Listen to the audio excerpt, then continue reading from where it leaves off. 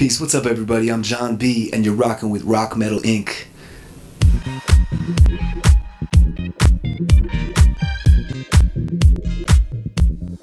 Hi, this is Naycee reporting for RockMetal Inc. We are backstage at BB King's tonight. We are doing an interview with R&B recording artist Jon B.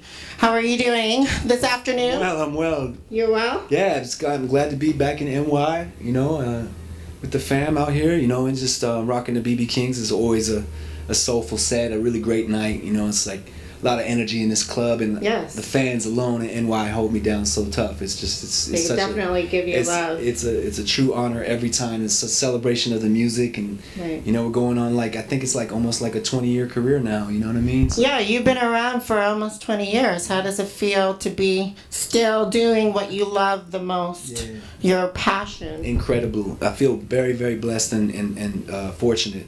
But I know it doesn't come without hard work. You know what I mean? And we work hard. I'm a grinder. Can't nobody say that I haven't been everywhere. You're a hustler. Yeah, I've been everywhere, man. They say, where you been? I'm like, where haven't I been? You know what I mean? Right. We just got back from Australia, the UK, Shanghai, China, out there with Quincy Jones. I mean, I've had a really amazing 2 years actually,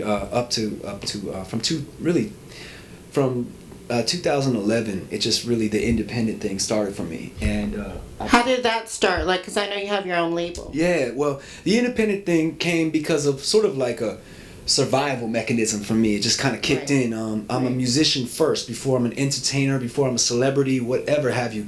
And musician means that I can play the keyboard, means that I can play the drums, means that I can write my own records. I'm a self-contained unit. So being that, so many of these artists that come out have to depend on production, have to depend on someone else's writing, someone else is vocalizing, demo the demo up, and then you can hear what the record's supposed to sound like, and then you go in, and once you learn the record, you can sing it. That's not the case in this situation. I write all my records, 80 to 90% of my records. And produce, right? I wrote and produced. Now we're on the 8th album, the Bsides, and Comfortable Swagg was the last project that I released in 2012, in early 2012, Valentine's Day actually. Now, who produced that?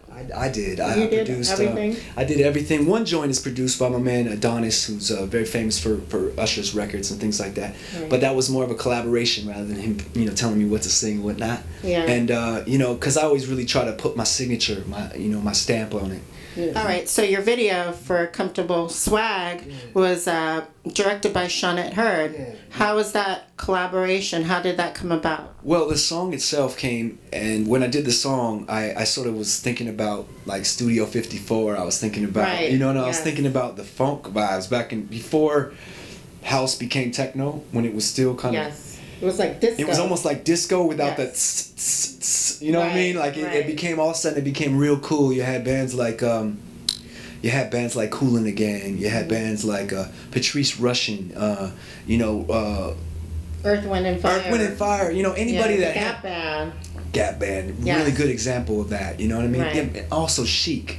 Remember Chic, Chic, Nile Rodgers. Nile Rodgers, the bass lines that were involved in that music was very, very, it was musical, man. Yes. You know what I mean? You listen to that, it's like, if Comfortable Swagg, if you ever get a chance to hear it. Oh, I love that song. The bass line is booga-doo-doo-doo-doo, booga-doo-doo-doo-doo, booga-doo-doo-doo-doo. It's very funky, you know what I mean? So in that instance, I wanted to write a record that was, sort of an anthem record, and Comfortable Swagg sort of came about because I was like vibing on the whole idea of where am I at right now in my life? What kind of plateau have I come to in my life? And being that I have a wife now and I'm settled down, my kid's 5, going on 6 now, and your wife is your manager, right? Yeah, my wife's my manager, and we have a very solid family-oriented business. But I'm very comfortable on my own, so I felt like what's a good way to say comfortable? I'm comfortable. It's like, not only do I have swag, I've had swagger all my life, but I have comfortable swag, because you have to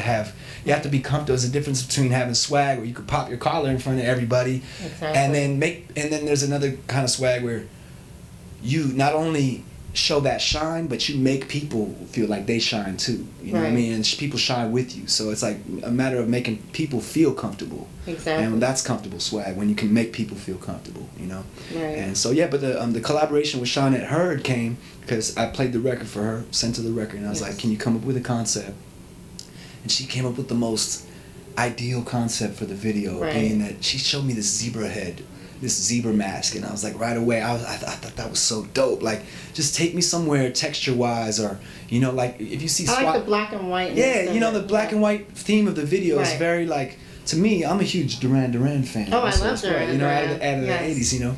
And it was nice to sort of, like, say, okay, watch, you know, the video Save a Prayer, and then watch the video, you know, just whatever it was, and just let her get a visual for the kind of visuals that are really, you know, stimulating to me. And it was amazing because, you know, not everybody has that vision to be able to see exactly what you're talking about and then go execute it. She did an amazing job, and not only executing the video, but also bringing that comfortable swag out. Because when those cameras turn on, I don't know how comfortable everybody is. You got to be, you know, a special kind of cat to, you know, keep it authentic. So it's not like every shot is, you know, it's too much. It just needs to be comfortable, and she had a way of bringing that naturalness out of me, man. And so big up Danette Jon and the whole crew. But the end result came out really amazing. Yeah, Melissa Chiampa, you know what I'm saying? Danette Jon, thank you so much for your efforts, and you know, people are gonna really enjoy that video. It kind of reminds me of like the girl with the contortions and the zebra head. That all of that kind of reminds me of some Grace Jones kind of. Oh yeah, I love Grace Jones. Yeah, it's like, so yeah, there's some elements of the '80s, but also I kept it very modern by. Waiting all night for someone with comfortable swag to show her how she can get down. I can bring it all out. I got X-ray vision. I can see what's going on inside. She really wanna get down. But also we have the video Only One that we've done. That's out there. Is that what is your next single? Actually, that's the current single right now. Only One. You already know there's only one me. What nobody else is gonna do tonight. Do you know? A lot of people love Only One just because it's sort of a return to my MO, if you will. You know what I mean? Like the ballads and the you're more like a slow jam. But I love your. I'm an everything guy, but versatile. You know, I really try to keep that like that so that I don't get stuck in a box and people get too you know, comfortable with one genre. Yeah, and I like to. I mean, there's a little rock element on the album. I have a song on the album called Drowning. It's very sort of Duran Duran-esque, you know. And you know, there's a couple other things on the album that are definitely worth checking out. DJ Quick, collaboration with him. Very sort of like almost like a David Bowie-ish type funk track. It's really classy though. It's something different, man. Definitely for him being a West Coast artist and myself being a West Coast artist, but never really going too hard. Besides the Tupac track, I never really went too hard with like a West Coast artist, but besides Tupac, DJ Quick. Besides Tupac, DJ Quick was a huge influence on me musically, so getting to work with him on the album was very special, and sort of a return, if you will, to that whole collaboration of, you know, an OG like Tupac, you know, like an OG like DJ Quick. That was very heavy for me. I was really appreciative of that, man. And I also did like 4 songs on his album, The Book of David, his latest record. So really? I want people to check The Book of David, DJ Quick out. And I want to take it back to your back in the early days and how you got into music. Can you talk about that? Absolutely. I mean, my early days were like, you know, listening to the records that my grandparents gave me from her and his record store that they owned. My grandparents were in the record business at a very, very early stage in the game, you know, in the 70s. They were selling records. So I was born in '74. And you know, all the music of the 70s, I just remember hearing it all the time because they would play everything, rock music, Bee Gees, I mean, Beatles, I mean, everything, I mean, Earth, Wind and Fire, I mean, and so I was given these records because they were selling in the store. So whatever was sort of selling the most of, they'd give me a copy of it for Christmas or my birthday. And of course, me being the musical sort of magnet that I am, I just immediately gravitated towards that and played those records, and I was trying to sort of sound out the notes on the keyboard, you know, and try to replay it, or I'd sing over it, or I'd take out a drum and start playing the drums to it. So I started getting my musical chops by just trying to imitate the music that I heard. And then as I got older, I got keyboards and I got drum machines. And what instruments do you play? I play keyboards primarily, but I'm also a drummer. Drummer. Yeah, very well versed with drums and percussion, but keys is my thing. You know, I play the guitar in my show and the Rhodes in my show and stuff. So that's very fun. Who would you say is your biggest musical influence? Biggest musical influence for me probably would be Stevie Wonder. You know, I think he's like, we're sort of a kindred spirit in a way, in a lot of ways. But also Prince. Yes. You know, Prince is a huge influence. I think it was like Prince's sensuality in his music really that sort of gave me the gall to really to dig in the way that I do in terms of really taking my artistry seriously. I don't think there's any other artist beside that takes it as seriously as Prince does. Like in terms of the artistry, he's not a He's a musical genius. Even though he's famous as, you know, anybody could be, he still is like into his craft. Like he's not forging songs to get on the radio, you know, strictly to get sales. You know what I mean? But that's how like your career giving you is his like heart, now. You know? Right, you're doing music that you enjoy. Exactly. To the music that you want to do. Exactly. Right. Exactly. Right. And I think, you know, his non-compromising sort of like, you know, he doesn't really he doesn't change what he does just because his fans want him to do a certain style. Like, you know, I can't know. They're pretty loyal. They're pretty loyal, even though he may all of a sudden give you a Brazilian style record and like it's like not what you expected. You know what I mean? But he can still go back and do the, you know, Pop Lives and, you know, and you know, classic sound of Prince, you know, I mean, and that's sort of the same case with me, you know, I can always go back and do another They Don't Know style record or Don't Talk style record, but what about 2013, what's happening now, all the different genres of music that exist, how am I fitting into the game now? And so that's what's really important for people to know, is that it never stops for me. I adjust with the times, and, you know, and I give you a 2013 version of Jon B, not just 1995 or 97 or whenever I was at the height. 95 is when you first came out, right? Yeah, man. You were discovered by Babyface. You know, I had the part and the wave and everything. Wow, man. I swear I didn't want to wear my hair like that, but they made me, man. You know, it's a matter of like. Well, that was the fashion. Yeah, it was a matter of having a stylist first, you know, and seeing what the whole like what the Hollywood scene was about. Like, okay, wear this suit, dress this way, you know, look like this. And you know, it took an album to really get it down in terms of what I didn't want to do.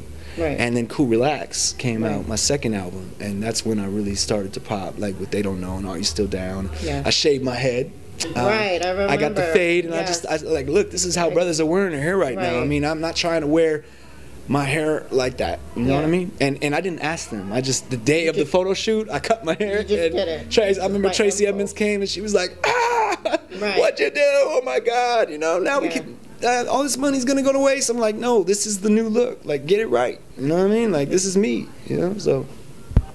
All right, my next question is, I wanted to get your thoughts about the music industry because it's changed so much, and R&B music, I think people still need R&B music because it's kind of like, faded a little bit, but you know, it's faded out a little bit. Now there's a lot more genres to sort of deal with now. You know, you have house, of course, that's made its way into R&B. And dance music. That seems to be like it's sort of really popular. You know right what? Now. When an artist like Usher makes that his new MO, then you have to understand how that's what is, you know, that's what's happening now. Yeah. Like, so it's not about us like to reject it or to be standoffish to it. Like, embrace it, because nothing is going to stay the same. Everything is going to change and evolve. Right. You know what I mean? And I love to see a brother like Usher dig in like that, and he can sing his tail off. Whatever he sings, it sounds amazing, right? Chris Brown, whatever he sings, it sounds amazing. So it's a brand new year.